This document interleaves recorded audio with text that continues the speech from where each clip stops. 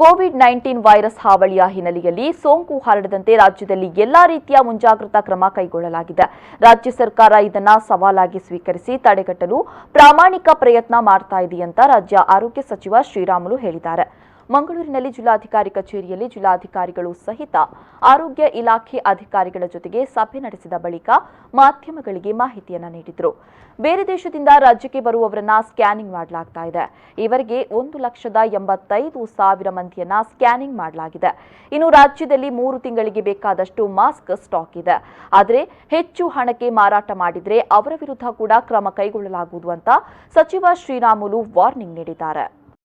ಯಾವ ರೀತಿಯಲ್ಲಿ ಮುಂಜಾಗ್ರತಾ ಕ್ರಮಕ್ಕೋಸ್ಕರವಾಗಿ ಈ ವೈರಸ್ ಬರಲಾರದಂತೆ ಯಾವ ರೀತಿಯಲ್ಲಿ ತಡಿಬೇಕು ಅನ್ನೋ ವಿಚಾರ ಬಂದಂಥ ಟೈಮಲ್ಲಿ ಜಾಗೃತಿ ಮೂಡಿಸಂತ ಕೆಲಸ ನಮ್ಮ ಆಶಾ ಕಾರ್ಯಕರ್ತರು ಕೂಡ ಮಾಡ್ತಾ ಇದ್ದಾರೆ.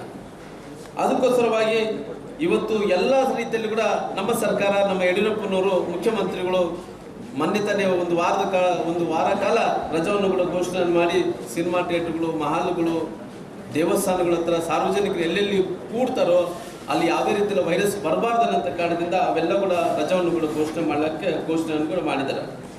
ಅದಕ್ಕೋಸ್ಕರವಾಗಿ ಸುಮಾರಾಗಿ ಇವತ್ತು ನಮ್ಮ ರಾಜ್ಯದಲ್ಲಿ ಯಾವುದೇ ರೀತಿಯಲ್ಲಿ ಕೂಡ 3 ತಿಂಗಳಿಗೆ ಬೇಕಾದಷ್ಟು ಮಾಸ್ಕ್ಗಳು ಇದ್ದಾವೆ.